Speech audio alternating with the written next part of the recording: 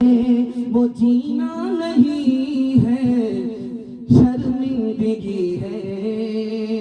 जो गफलत में गुजरे वो जीना नहीं है, जो गफलत में गुजरे वो क्या जिंदगी है। वो जीना नहीं बल्कि शर्मिंदगी है, वो जीना नहीं बल्कि शर्मिंदगी है। वो जीना नहीं बल्कि शर्मिंदगी है।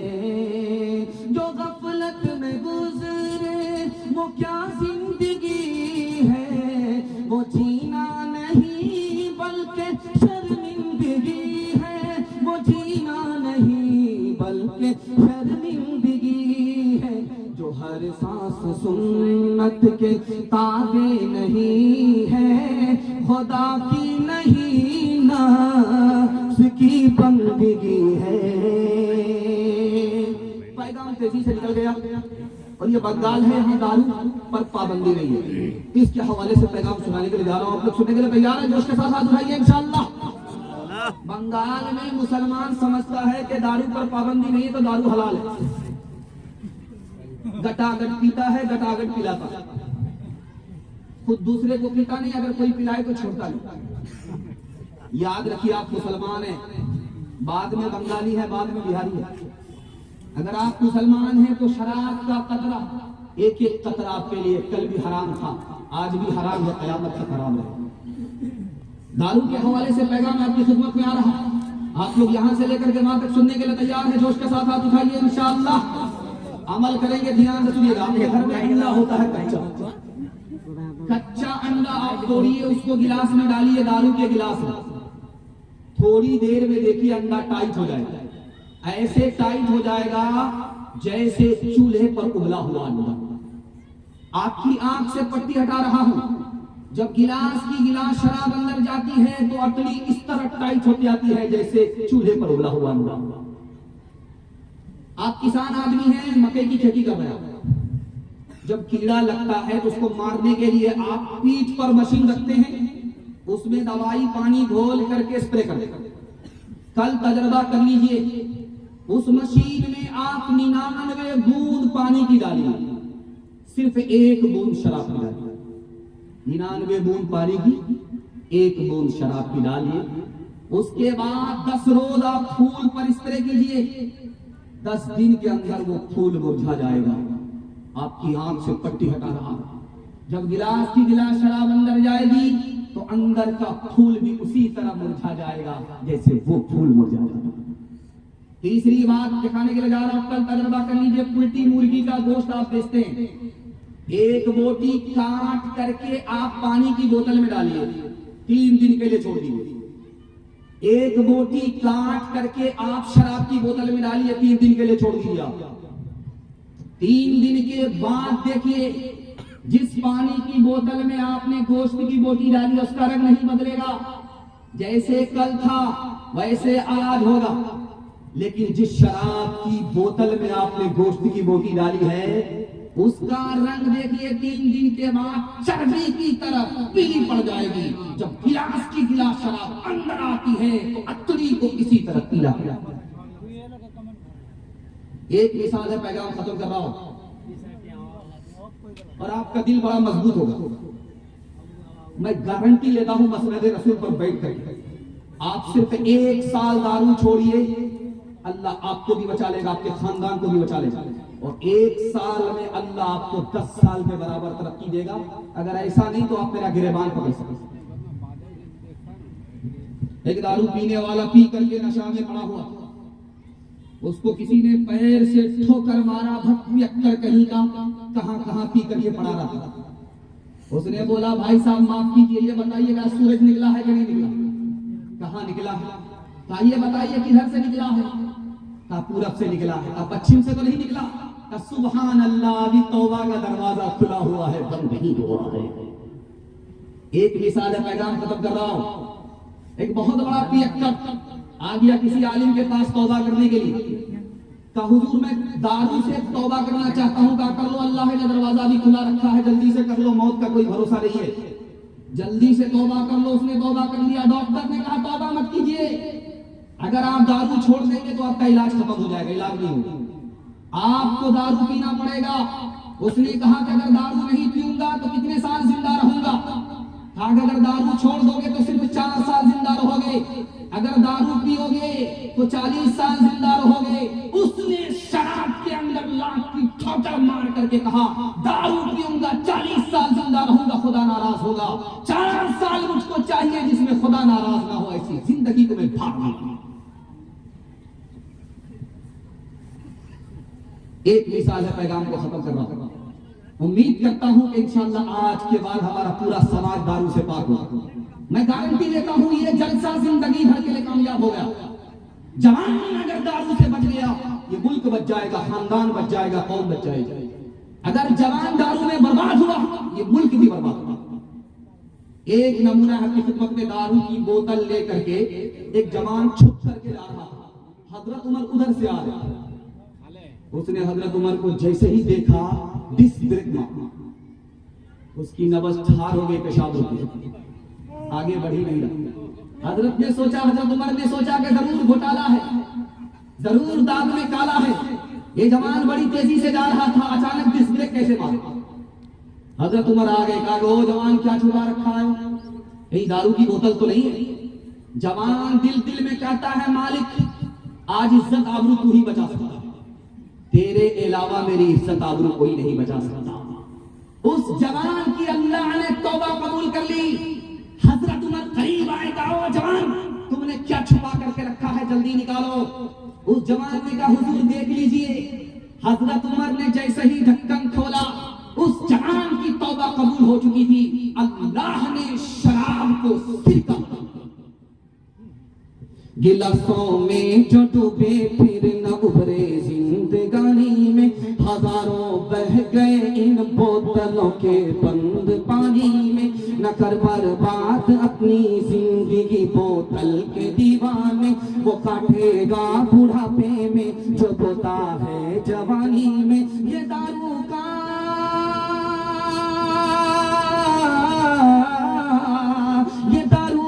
पियाला मौत का कड़वा पियाला है। मिला है जहर शरबत में, मिला है जहर शरबत में, छुपी है आग पानी में। मिला है जहर शरबत में, छुपी है आग पानी में। दूसरा पैगाम खत्म हो गया। अल्लाह पूरे समाज को, हमारे जवानों को शराब की गंदगी से पाक साफ फरमाए और समाज को शराब की नहुसत से नजात अता फरमाए। दूसरा पैगाम सीरत के हवाले से सुनने के लिए आप लोग तैयार हैं? हाथ उठा दीजिए इंशाअल्लाह। सब काम पहले होगा हज उमराबाद में करेंगे, हाथ उठाइए इंशाअल्लाह। यहाँ आकर के फंसे, सब काम पहले होगा हज उमराबाद, बाद में पता नहीं मौका मिलेगा कि नहीं मिलेगा। मालदार हैं पहली फुर्सत में हज कीजिए, मालदार हैं पहली फुर्सत में उम्रा कीजिए। सीरत के हवाले से पैगाम सुनने के लिए आप लोग जा रहे हैं। अल्लाह हमारे सुनाने को, आपको सुनने को बेहद कबूल फरमाए। जन्नत में जाने वाले 3 तरह के लोग होंगे। एक आदमी जन्नत के गेट पर आएगा, हिसाब किताब नहीं होगा, सीधा गेट खुलेगा, दरवाजा खुलेगा, अंदर दाखिल हो जाएगा। ये पहला आदमी होगा। दुआ कीजिए अल्लाह उनमें हम सबको शामिल करे। दूसरा आदमी जन्नत में जब दाखिल होने के लिए आएगा तो उसको रोक दिया जाएगा, उसका हिसाब होगा, हल्का हिसाब होगा, वो भी पास हो जाएगा, निकल जाएगा, जन्नत में दाखिल हो जाएगा। तीसरा आदमी आएगा जन्नत में दाखिल होने के लिए, उसकी गाड़ी फंस जाएगी, उसकी गाड़ी इधर फंसेगी और अल्लाह के रसूल की उधर शफाअत होगी। तो ये भी खुदा की मेहरबानी से जन्नत में दाखिल हो जाएगा। लेकिन कहने की बात यह है कि जन्नत में जाने के बाद भी अफसोस हो। कौन सा आदमी जिसको अफसोस होगा जन्नत में जाने के बाद? ये वो आदमी है जिसको अल्लाह ने पैसा दिया कि खुदा का घर देखे, तवाफ करे, नबी का रोजा देखे, अपनी शफाअत पर मुहर लगाए। ऐसा होने के बावजूद भी हज को टालता रहा, उम्रे को टालता रहा। इस आदमी की बदनसीबी का हाल ये होगा कि इसके बड़े बड़े रुतबे इनके हाथ से छीन लिए जाएंगे, ये बड़ी बड़ी नेमत से महरूम होगा। तो जन्नत में जाने के बाद भी इसको अफसोस होगा, काश के मौका मेरे हाथ से नहीं जाता। इतना बड़ा मजमा है, आप मुसलमान है, जन्नत पर आपका ईमान है, लेकिन एक सवाल अचानक आपसे हो जाए कि जन्नत में आप क्यों जाना चाहते हैं, तो आप क्या जवाब देंगे? तमाम जवाबों का एक ही जवाब है, जन्नत में जाना हम इसलिए चाह रहे हैं, नबी को देखा नहीं। जन्नत में जाना इसलिए चाह रहे हैं, नबी से मुलाकात नहीं है। जन्नत में जाना इसलिए चाह रहे हैं, खुदा को देखा नहीं है। जन्नत में जाना इसलिए चाह रहे हैं कि खुदा से मुलाकात हो जाए, नबी का दीदार हो जाए, नबी की ज़ियारत हो जाए, बस इसी के लिए हम जन्नत में जाना चाहते हैं। लेकिन जन्नत में जाने के लिए जिसके सदके में आप जन्नत में जाएंगे, उसकी सुन्नत को चुन चुन करके आपको जिंदा करना पड़ेगा। चोरी हो गई, माल लूट लिया गया, चोर पकड़ा गया, सामने आ गया, जिसका माल लूटा गया उसने कहा कि मैंने माल भी छोड़ दिया, माफ भी कर दिया। हैरत हुई यार, सामने चोर है, चोरी करके ले गया, माल को छोड़ रहे, माफ क्यों कर रहे हो, माफ क्यों कर रहे हो, माल क्यों छोड़ रहे हो? उसने कितना प्यारा जवाब दिया, ऐसी अजमत अल्लाह हम सबके दिल में भी दाखिल फरमाए। उसने कहा मैंने इसलिए माल छोड़ दिया, मैंने इसलिए माफ कर दिया कि अगर मैं माफ नहीं करता, माल नहीं छोड़ता, तो अल्लाह की अदालत में मेरा मुकदमा होता, मैं भी एक तरफ खड़ा होता, ये आदमी भी एक तरफ खड़ा होता, और फिर गवाही गुजारनी पड़ती, देर होता मुकदमा चलने में, और उसका फैसला होने में देर होता। तो जितनी देर मुकदमे को फैसले में लगती, उतनी देर नबी खड़े रहते, जन्नत में दाखिल नहीं हो पाते। हम नहीं चाहते थे कि देर लगे नबी को जन्नत में जाने में, देर हो, इसलिए मैंने माल भी छोड़ दिया। माल हश्र का गम है तासिम मुझे किस लिए, मेरा आका है वो, मेरा मौला है वो। हश्र का गम है तासिम मुझे किस लिए, मेरा आका है वो, मेरा मौला है वो। जिसके दामन में जन्नत बसाई गई, जिसके हाथों से को सर लौटाया गया। सुन्नत के हवाले से आखिरी पैगाम सुनने के लिए आप लोग तैयार हैं? हाथ उठाइए, इंशाअल्लाह बीवी से पूछ करके दाढ़ी रखेंगे इंशाअल्लाह। बड़ा मुश्किल काम है भाई, दाढ़ी रखनी है तो पहले रख लीजिए निकाह से पहले। शादी के बाद बीवी से पूछेंगे दाढ़ी रखने के लिए तो दुपट्टे की हवा लगेगी, किबला बदल जाएगा। दाढ़ी रखना बहुत मुश्किल काम हो जाएगा।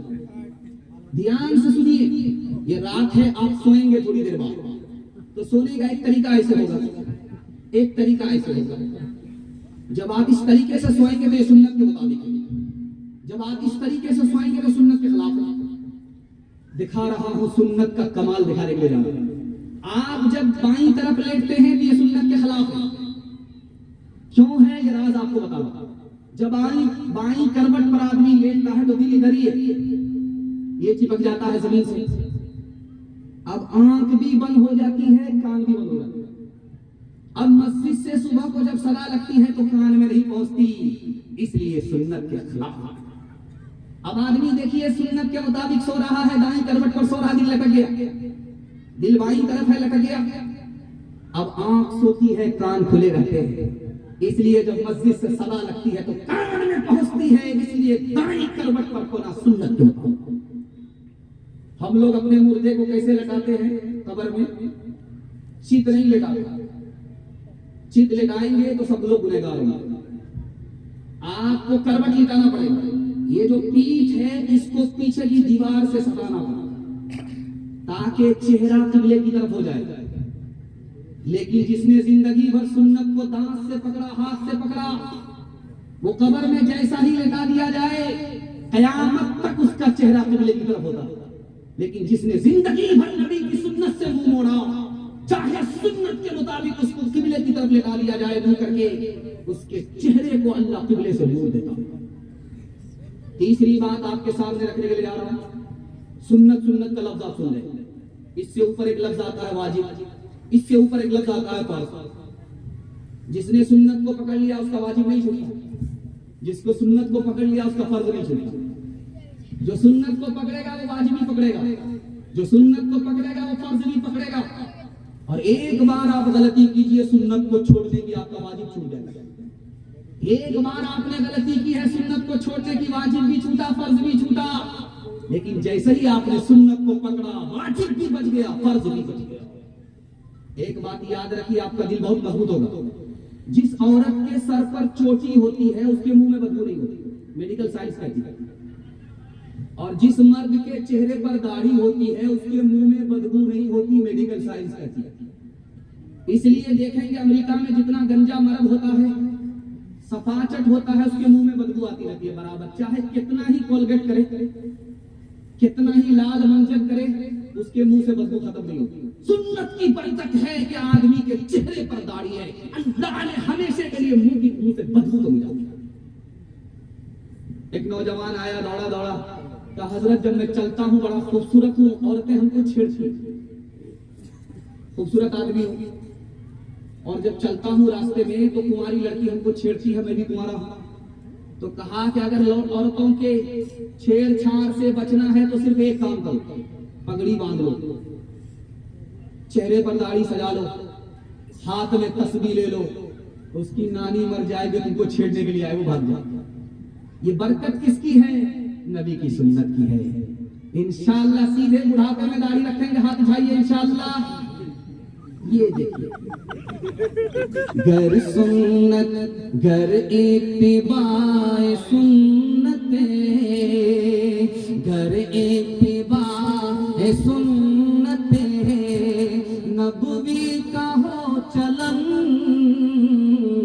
रफ्तार से पूछे कोई, रफ्तार का आलम, रफ्तार से पूछे कोई, रफ्तार का आलम, नक्शे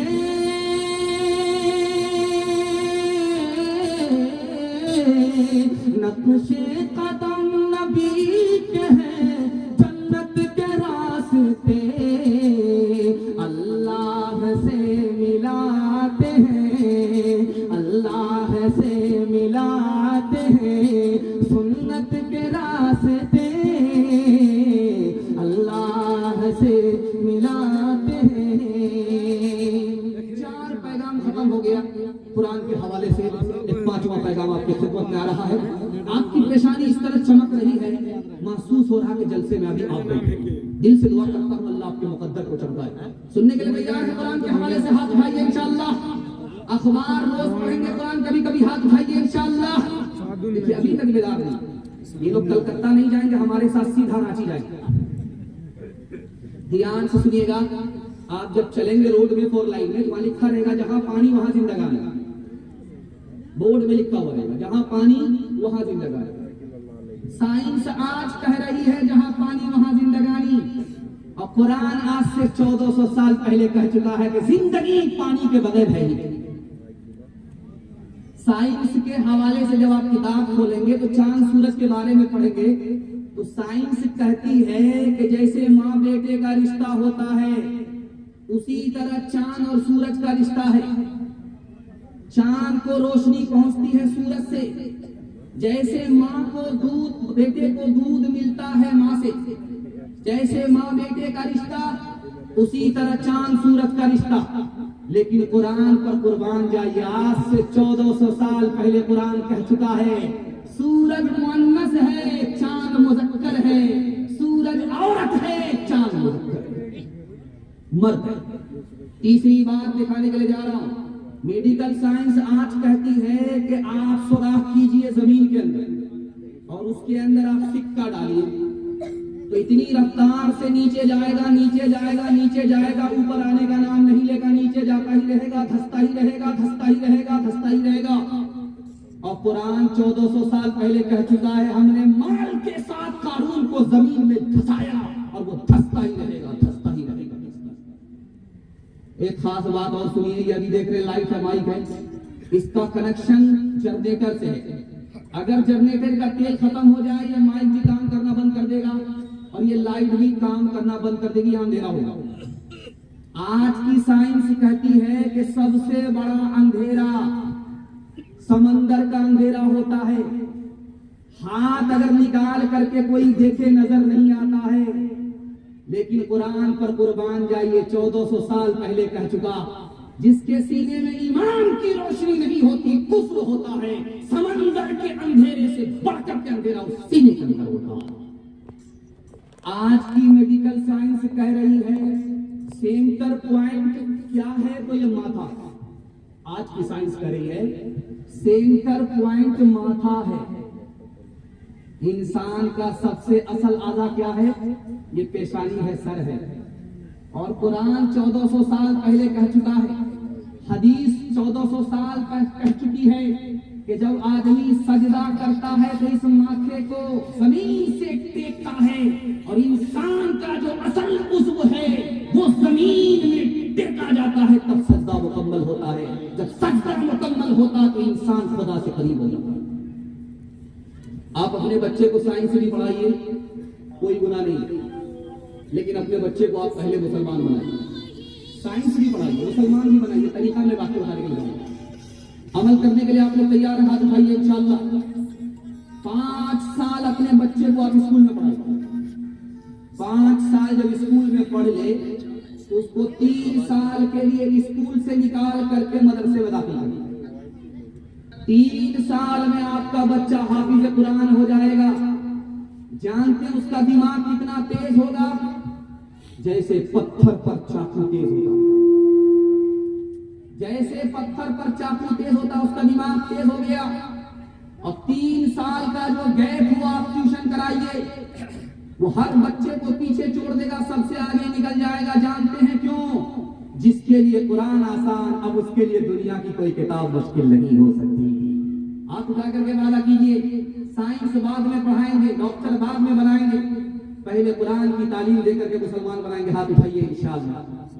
अपने बच्चों को तुम इल्म कुरान दो, अपने बच्चों को तुम इल्म कुरान दो, अपने बच्चों को तुम इल्म कुरान दो, अपने दीन और शरीयत की पहचान दो, अपने बच्चों को तुम इल्म कुरान दो, अपने दीन और शरीयत की पहचान दो। बबलू बबली न रखना कभी इनका नाम, करना इस बात का तो मगर एहतराम, करना इस बात का तो मगर एहतराम। कुरान के हवाले से पैगाम खत्म हो गया, दुनिया और आखिरत के हवाले से पैगाम आ रहा है। आप लोग थक गए हैं तो दोनों हाथ उठा दीजिए। खैर माशाल्लाह, यहाँ डिस्क ब्रेक मार करके आपने साबित किया। ये एक आदमी बाद में उठाया, खैर ये वोटर लिस्ट में नहीं, बाईपास जा रहे हैं, अल्लाह इनको जज़ाए खैर दे। अगर मैं आपकी जगह होता, अचानक सवाल होता, मैं भी फंस जाता। मेरे शर्मिंदा करना मेरा मकसद नहीं है, मुझे ये देखना है कि मेरा पैगाम महफूज हो रहा है या जायज हो रहा है। इसलिए मैं आपको बाईपास सवाल करके देखना चाहता हूं कि आप पिंडाल में है या ससुराल में। अगर पिंडाल में रहेंगे तो दुआ मिलेगी, ससुराल में रहेंगे सो जाएंगे तो जनाजा पढ़ाएंगे। बहुत खूबसूरत पैगाम आपकी खिदमत में आ रहा, दुनिया और आखिरत के हवाले से। इसको बहुत ध्यान सुनिएगा, पूरे जलसे का खुलासा। खाने की सबसे बेहतरीन चीज दुनिया में क्या है? शहद। शहद से बेहतर दुनिया में कोई चीज नहीं है खाने की। लेकिन शहद की हकीकत पर कभी गौर किया? वो कैसे तैयार होता है? मक्खी ने रस को मुंह में चूस लिया, अंदर लेकर के चली गई पेट में, और घोंसले में आकर के उसी को उल्टी कर दिया। ये तो अल्लाह की कुदरत से वो मीठा हो गया, वरना वो पेट की उल्टी है जिसको अल्लाह ने अपनी कुदरत से मीठा कर दिया। एक बात देखिए, जमजम आया है मदीने से। लोग कहते हैं तवर्रुक है, खड़े हो जाओ, किबले की तरफ मुंह करो, बिस्मिल्लाह पढ़ करके जमजम को पी जाओ। प्यास से पहले जमजम है, प्यास बुझ जाने के बाद वही जमजम पेशाब है। पीने की चीज का हाल देखिए। और सूंघने की सबसे कीमती चीज क्या है? मुश्क है। लेकिन मुश्क तैयार कैसे होता है? आपको हिरन के नाक में अल्लाह खून को जमा देता है। खून को जमा दिया हिरन की नाक में, और उस खून को ऐसा खुशबूदार बनाया कि खून की हकीकत खत्म हो गई, वो सरापा खुशबूदार हो गया। मुश्क पहले खून था, अल्लाह की हकीकत से वो खुशबूदार हो गया। रेशम का कीड़ा है, 1 लाख में खरीदा जाता है, करोड़ों में बेचा जाता है। अब बताइए, कीड़ा है लेकिन इतना कीमती होता है कि लाखों में खरीदा जाता, करोड़ों में बेचा जाता है। क्यों उस कीड़े को लोग खरीदते हैं? रेशम तैयार होता है। रेशम का कपड़ा सबसे ज्यादा कीमती, उससे रेशम तैयार होता है। लेकिन कभी आपने सोचा कि रेशम से कीड़ा रेशम तैयार कैसे करता है? पत्ते को वो चबाता है, कीड़ा पत्ते को चबाता है, मुंह में लेता है, खा जाता है, और उसके पेट से जो पाखाना की सूरत में निकलता है, सूत निकलता है, ये रेशम के कीड़े का पाखाना है जो रेशम की शक्ल में एक ही कपड़ा हमको सीखती। आपके घर में औरतों को जेवर है, आज ही तजर्बा कर लीजिए। जेवर को हाथ में लीजिए, आप चाहे सोना हो चाहे चांदी हो, हाथ में लेकर के उसको मलिए। सोना चांदी का जेवर है, हाथ में तरक्की में लेकर के आप उसको मलिए। उसके बाद जेवर को रख करके उस हथेली को नाक से लगाइए, आपको बदबू मालूम।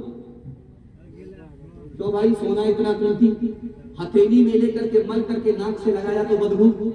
कहने वाले ने कहा कि सोने के चक्कर में अपने ईमान को बर्बाद मत करना।